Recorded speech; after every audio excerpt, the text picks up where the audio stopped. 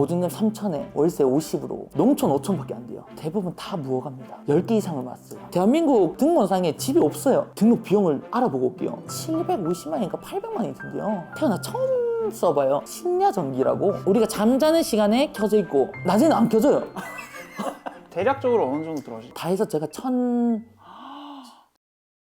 요즘에 숙박업에 대해서 관심이 많은데 사실 이제 사람들이 제일 많이 궁금해하는 거는 과연 비용이 얼마나 들어가느냐 이런 거 제일 궁금해하시거든요. 비용이 두 가지 방법밖에 없어요. 매매냐 월세냐. 이거 지금 저는 월세입니다. 이 집을 구하는 비용은 이제 한 보증금 3천에 월세 50으로 들어왔습니다. 근데 관리비가 없습니다. 왜냐면 단독주택이기 때문에 관리하는 게 접니다. 제가 다 관리를 해야 됩니다. 예, 그러니까 관리비 없이 50만 원입니다. 이게 어떤 사람들이 보면 좀 비싸다고 느낄 수도 있고 이 집만 보면 절대 비싸다고 생각을 못하죠. 근데 사실 규모가 있기 때문에 이 시골에 바다밖에 없는 곳에 50은 말 그대로 진짜 돈이 조금 여유가 되시는 분이 주말 별장 같은 걸로 쓰시는 거 아니면 경주 시내권만 해도 월세가 35만 원, 50, 40 뭐 요 정도 한다고 들었거든요. 그런 거 생각하면 뭐 제가 여기 산다고 생각하면 큰 부담은 안 된다고 보더라고요. 수산도 있고 마당도 있고 맞아요. 어떠세요? 근데 숙박업 하려고 되게 많이 돌아다니셨다 하셨는데 맞아요. 제가 4월에 한국으로 와서 한 가지 목표밖에 없었어요. 일단 게스트하우스를 하자. 숙박업을 하자. 근데 민박업도 아니고 뭐 펜션 이런 것도 아니고 무조건 게스트하우스를 원했어요. 19곳에서 21개의 집을 농촌 5촌만 봤어요. 왜 이유가 있으신 거예요? 농어촌 민박 사업 자체가 농촌 5촌밖에 안 돼요. 농어촌 민박 사업에 대해서 조금 간단하게 이야기해 주시면 농어촌 민박 사업은 말 그대로 농어촌에서 내가 거주를 하면서 남는 공간을 그 여행객들한테 빌려주는 시스템이에요. 그래서 아까 저기에 거주하셔야 된다고 제 방이 있어야 돼요. 만약 펜션 같은 경우는 그냥 빌려주고 저는 제 집 가서 자도 돼요. 그 다음에 아침에 와서 손님들 체크아웃 도와주고 하면 되는데 이거는 제가 상주를 해야 됩니다. 네, 법적으로. 그리고 농촌 어촌에서밖에 못해요. 그 농어촌이라는 건 이제 그 주소지상으로 읍면리도 아니더라고요. 그 지역에서 선정한 곳이 있더라고요. 지자체에서. 네. 경주시에서 농어촌이 지정한 곳이 그 읍면리는 다 되고 외곽 쪽은 시청 가서 이런 게 여쭤볼 때도 딱 보여주시더라고요. 이곳이 된다, 이곳이 안 된다 딱 말씀 주시더라고요. 이렇게 간포는 무조건 되는 거죠. 그러면은 그때 막 여러 군데 돌아다니셨다 하셨는데 한 50만 원 정도면 괜찮다라고 판단이 되셨던 거예요? 솔직히 말하면 저는 돈을 안 주고 제가 곤쳐서 이제 무료 임대 사업을 좀 하려 했어요. 경상북도에서 안동 다음으로 경주가 제일 많아요. 빈집이. 근데 주인이 있어요. 만약 다 쓰러져 가는 빈집이라 해도 주인이 있습니다. 제가 어떻게 부동산을 가서 이 집 괜찮아요. 저 이 집 주인이랑 연결시켜 주세요 하면 주인은 연결해서 제가 이런 사업을 얘기하죠. 제가 다 곤쳐서 5년만 제가 무료로 쓰겠습니다. 5년 뒤에는 뭐 저한테 세를 좀 받으시거나 아니면 직접 와서 사시면 됩니다. 솔직히 말하면 그 사람들 입장에서 좋은 조건이라고는 저는 생각했죠. 근데 또 한편으로 보면 속이 시끄러울 수도 있고 뭔가 복잡할 수도 있고 주 용도도 바꿔야 돼, 사업도 다 받을 수 있게끔 다 절차가 나게 해야 돼. 근데 대부분 다 무허가입니다. 무허가 건물이 제가 10개 이상을 봤어요. 이 집 정말 이쁘다. 와 대박이다. 사장님 제가 이 집 곤쳐 쓸게요. 그래서 너무 좋다. 곤치자 했는데 결국엔 무허가 건물이에요. 그러면 이제 농어촌 민박이 안 되나 보네요. 아예 안 돼요. 대한민국 등본상에 집이 없어요. 말 그대로 무허가예요. 예. 근데 가서 보면 80년대 지어진 집들 있잖아요. 왜냐면 2006년 전인가? 법이 없었어요. 내 땅에 지으면 됐었는데 그게 2000 몇 년도일 거예요. 근데 그 이후로 법이 바뀌어서 이제 신고를 해야 돼요. 비용이 어떻게 보면 좀 둘째 문제였네요. 일단은 집부터 구해야 돼요. 뭐든 차를 살려면 면허가 있어야 되듯이 저는 집이 있어야 됐었어요. 뭐든 하나가 빠지더라고요. 특히 무허가는 너무 스트레스를 많이 받아. 안 하면 되는 거였는데 보니까 너무 마음에 들잖아요. 외관이 너무 마음에 드는데 그래서 그 사장님한테 이런 얘기까지 했어요. 사장님 제가 이거 등록 비용을 알아보고 올게요. 그래서 설계사를 갔어요. 건축 설계 상담을 받았죠. 750만인가 800만 원이 든대요. 단독주택으로 바꾸기 위해선 또 인테리어 또 몇천만 원 들어가잖아요. 빨리 포기를 했어야 됐죠. 게임가 그렇게 되다 보니까 이제 의욕이 좀 점점 떨어지겠네요. 의욕도 떨어지고 내게 아니면 할 수 있는 게 없구나 대한민국은. 그렇게 좀 의욕이 떨어질 때쯤 이제 이 집이 나타난 거죠. 처음에 딱 보셨을 때 어떠셨어요? 이 집 맨 처음에 봤을 때 누가 살고 계셨어요. 신혼부부. 그래요? 서울 분들이신데 간포살이를 하러 내려오셨어요. 바닷가에 살고 싶어서 단연을 사셨다 하시더라고요. 그래서 봐도 되냐 물어보니까 집이 너무 넓은 거예요. 그때 딱 봤을 때 제가 원하던 느낌은 아니었어요. 저는 촌캉스를 원했어요. 마당 있고 처마 있고. 근데 그걸 원했는데 이건 그 가정집이잖아요. 흥미를 조금 잃었는데 딱 느낌이 오더라고. 이걸 지금 내가 이거 안 하면 제가 다시 5호를 갈려 했어요. 뭐든 시작하면 못 떠나잖아요. 그래서 바로 그날 계약했어요. 계약금 넣어버렸어요. 100만 원을. 그냥 홀린 듯이. 뭔가 홀렸어요. 정말 홀렸어요. 가장 먼저 여기다 했던 게 옥상이에요. 바다 앞이긴 한데 여기서 바다 느낌 못 느껴요. 근데 옥상에 가서 바다가 다 보이는 거예요. 그거 보자마자 그냥 바로 전화했죠. 계약합시다. 네, 100만 넣을게요.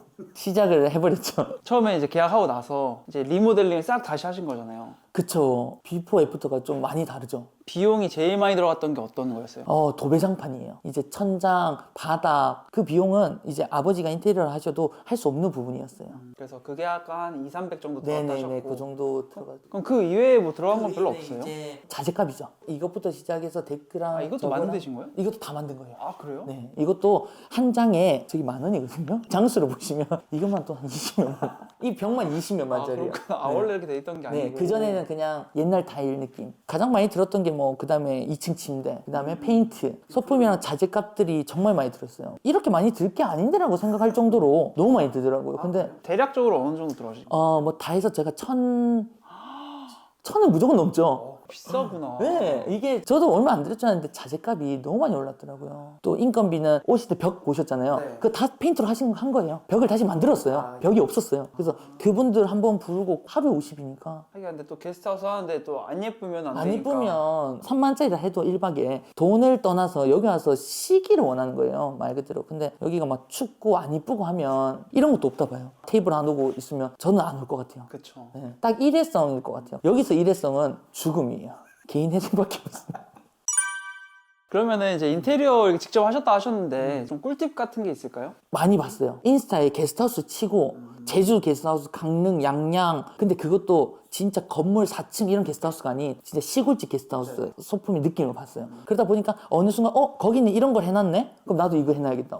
빈백을 해놨네? 직접 가서 앉아보고 다 하나하나씩의 그 게스트하우스만의 느낌을 넣은 거예요. 이러다 보니까 어디 하나를 뺏긴 게 아니라 여러 개의 게스트하우스의 느낌을 다 넣어본 거예요. 네.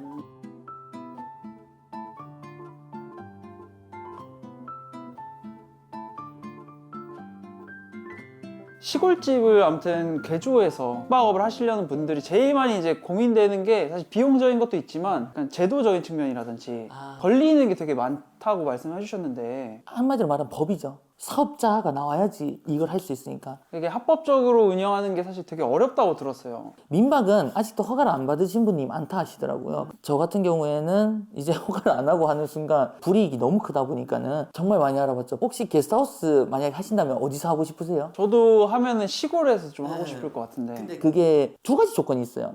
내 집이면 돼요. 내가 경주 사람이면 월세든 자가든 상관이 없어요. 하는데. 근데 이제 포항에 하고 싶다. 그러면 포항에 3년을 살아야 돼요. 예를 들면 도구해수욕장 앞에 정말 이쁜 집이 있다. 여기를 농어촌 민박 사업을 해야겠다. 관광 펜션 이런 건 법이 또 달라요. 근데 농어촌 민박 사업이 숙박업 중에 가장 진입장벽이 낮은 거예요. 경주도 한 300 몇 개가 있다 하더라고요. 내 집만 있으면 한 공간을 내주는 거잖아요. 말 그대로 그 PD님께서 집이 있어요. 근데 이게 사시다가 집이 남아요. 방이. 그러면 그냥 이거를 손님들한테 5만원씩 주고 팔아도 되는 거예요. 그 대신에 뭐 공용 공간을 같이 쓰는 거죠. 그게 아니면 내가 집을 사야 돼요. 사고 6개월 동안 거기 또 살아야 돼요. 그 방법밖에 없어요. 그러니까 그 지역에서 하는 거 아니면 힘들다 봐야죠. 농어촌 민박 사업이. 대표님이 경주에 원래 사셨으니까 나고 자랐으니까 이제 월세를 들어와도 3년 이상 거주했으니까 그 사업자 내기 전 3년만 있어야 돼요. 그게 그럼 전국에서 다 다 똑같아요. 농어촌 민박 사업은 전국 법이에요. 그게. 그리고 또 한 가지 제일 하기 쉬운 게 외국인 도시 민박 사업. 그거는 도시에서 할 수 있어요. 요런 집에도 해도 돼요. 근데 외국인만 받아야 돼요. 그러니까 내국인을 받으면 내국인 안 받으면 돼요? 불법이에요. 그러니까 외국인들이 많이 한국에 유입돼서 잘 곳이 없다 보니까 그럼 도시에서는 그 대신에 외국인 받아라. 그 대신에 외국인만 받아라. 그거는 그럼 좀 진입장벽이 낮은 그것도 낫죠. 근데 외국인만 받아야 되죠. 서울이랑 부산은 또 특별 그걸로 해서 한국인을 받을 수 있어요. 1년에 180일만. 위홈이라는 홈페이지에서만 또 예약을 해야 돼요. 법적으로 정해져 법적으로 있나요? 정해져 있어요. 근데 이런 제도는 그러면 시청이나 이런 군청에 가면은 농촌 활력과로 가야 되더라고요. 농촌 활력과로 가서도 그 주무관님하고 진짜 다 얘기를 해야 돼요. 탕화수도 오수 탱크부터 시작해서 정말 많았죠, 정말. 숙박하고 하는 게 진짜 쉽지가 않네요. 저는 쉬운 줄 알았어요. 할머님들도 다 여기 민박 하시니까. 근데 자기 거더라고요. 그 다음에 모든 집 주소를 여기 다 옮겨야 돼요. 주소지를 또 옮기는 순간 불법입니다.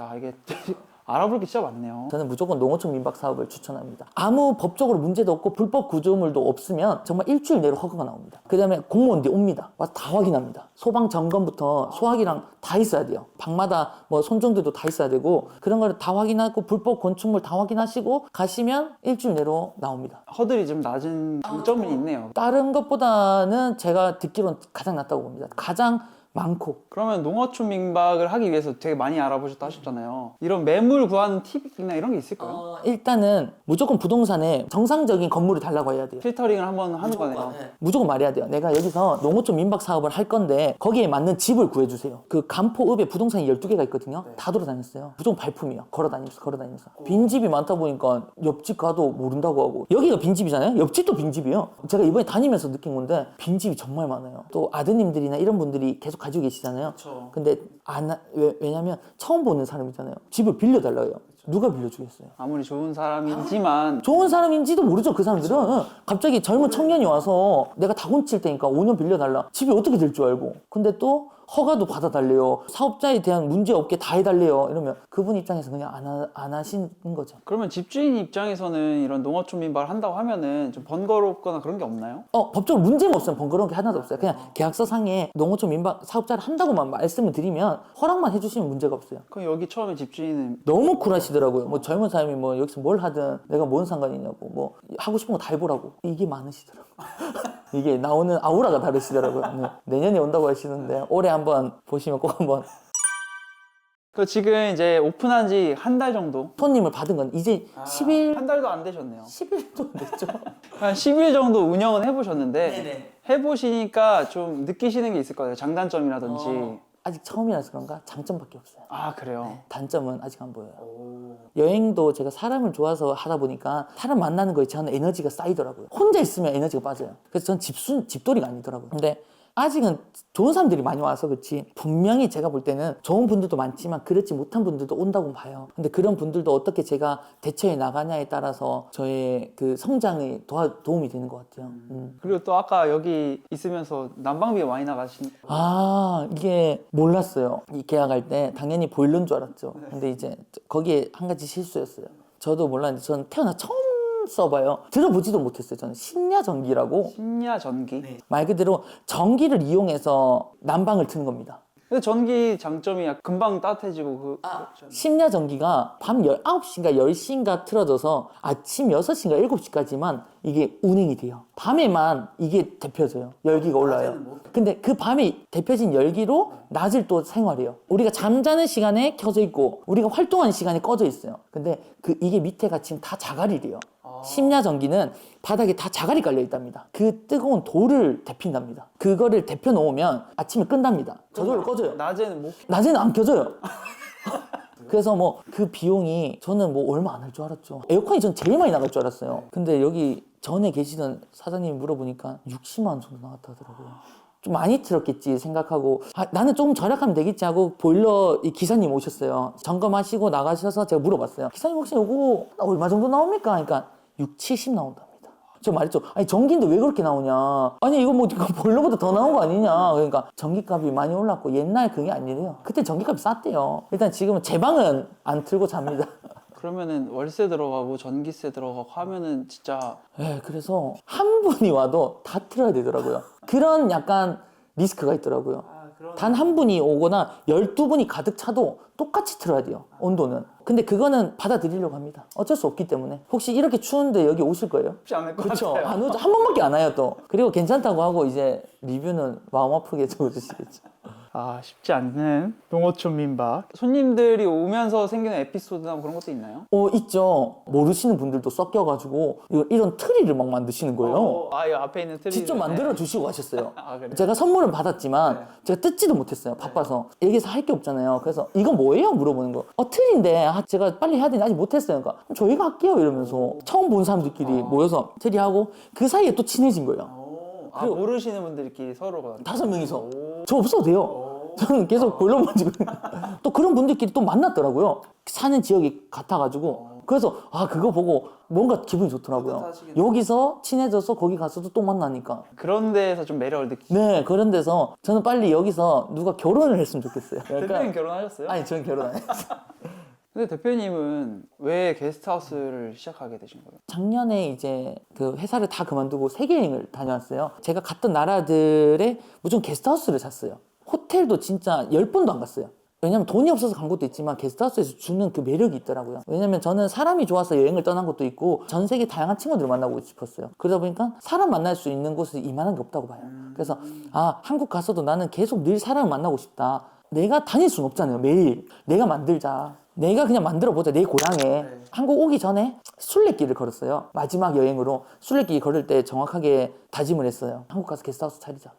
게스트하우스를 운영하면서 사람들 만나고 하는 건 좋은데 사실 경제적으로도 채워지는 부분이 있어야 되는데. 맞아요. 그래서 솔직히 말하면 지금은 모아둔 돈으로 일단 이거를 메꿔 나가야 됩니다. 여기를 찾아오게끔 만들어야 되는데 그 시간이 저는 좀 걸린다 봐요. 첫 술에 배가 부를 수는 없기 때문에 처음에는 이제 제가 조금 손해를 보더라도 제가 하고 싶은 거잖아요. 그래서 하고 싶은 거를 하되 거기에 대한 리스크는 따라온다고 봐요. 그럼 지금 게스트하우스 운영하시는 거 말고 또 다른 거 하시는 일도 있으신가요? 아버지가 인테리어를 하셔서 다른 작업 있으시면 아버지를 도와드리거나 아니면 그 전에 원래 저도 영상을 전공해서 영상 프로덕션에 4년 한 번, 2년 한 번 이렇게 다녔어요. 총 6년 정도. 그렇게 하다 보니까 그 카메라 잡는 거를 배워놓으니까 언제든지 카메라랑 삼각 트라이만 주면 바로 투입이 돼요. 프리랜서처럼. 제일 많았던 게 웨딩 촬영이었어요. 주말에. 근데 이걸 하면 주말에 손님이 있으니까 웨딩은 이제 못 가요. 웨딩이 그나마 쏠쏠한 그거였는데 아, 그럼 이제 손님이 여기 한 명이라도 오면은 오셔야 되는 거예요? 당연하죠. 일을 못하는 거예요. 거주도 있고 만약에 그게 미리 잡혔다. 그러면 일단은 예약을 막아둡니다. 그날은. 일단은 저는 돈을 월세나 보일러값은 내야 되잖아요. 그 여기 오고 싶은 사람은 어떻게 해요? 일단 더 좋은 그거를 환경을 만들기 위해 무조건 목적은 여기를 계속 운영하고 싶기 때문에 일을 하는 거고 근데 이제는 올해 설만 지나고는 꾸준하게 여기 있을 버릇을 하려고요. 돈을 조금이라도 벌더라도 손님들을 더 오게끔 만드는 홍보를 내가 해야지 여기를 키우지 프리랜서로 나가면 오히려 여기에 대한 흥이 떨어질까 봐 그러니까 이제는 계속 있을 예정입니다. 그러면 어떤 손님들이 이 게스트하우스에 찾아오시길 바라는지. 어떤 손님들이라기보다는 여기를 약간 일반적인 게스트하우스처럼 너무 프라이빗하게 만드는 것보다 약간 저는 소통의 장을 만들고 싶어요. 처음 오신 분들도 그런 분들끼리 모여서 살아왔던 얘기나 아니면 여행 얘기나 그런 얘기 하시면서 또 친해지고 이렇게 사람을 만날 수 있는 공간을 만들고 싶어요. 사람을 만나기가 어렵잖아요. 12명이 모르는 사람들끼리 앉아서 있어 보겠어요. 그런 경험을 한 번씩 만들어 드리고 싶어요.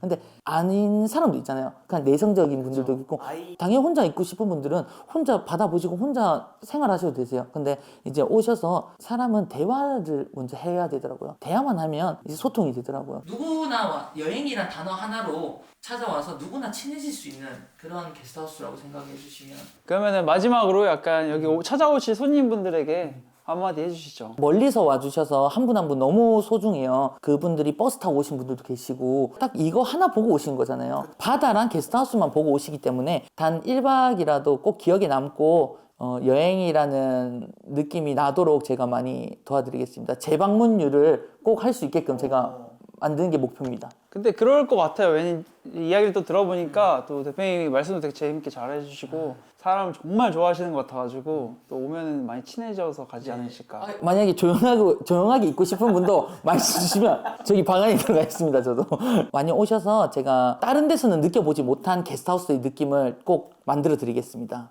아, 좋습니다. 긴 시간 또 이야기 해주셔가지고 이 먼 길까지 또 와주셔가지고 앞으로 좀 많은 손님들 많이 와가지고 좀 북적북적한 게스트하우스가 됐으면 좋겠네요. 맞아요. 부담 없이 보일러 틀 수 있는 게스트하우스를 지금 만들고 싶습니다. 저희도 투숙하러 네, 투숙하러 오겠습니다. 한번 친구들이랑 같이 한번 느껴보세요. 체험을 한번 보여드릴게요. 아, 감사합니다. 수고하셨습니다. 감사합니다. 감사합니다.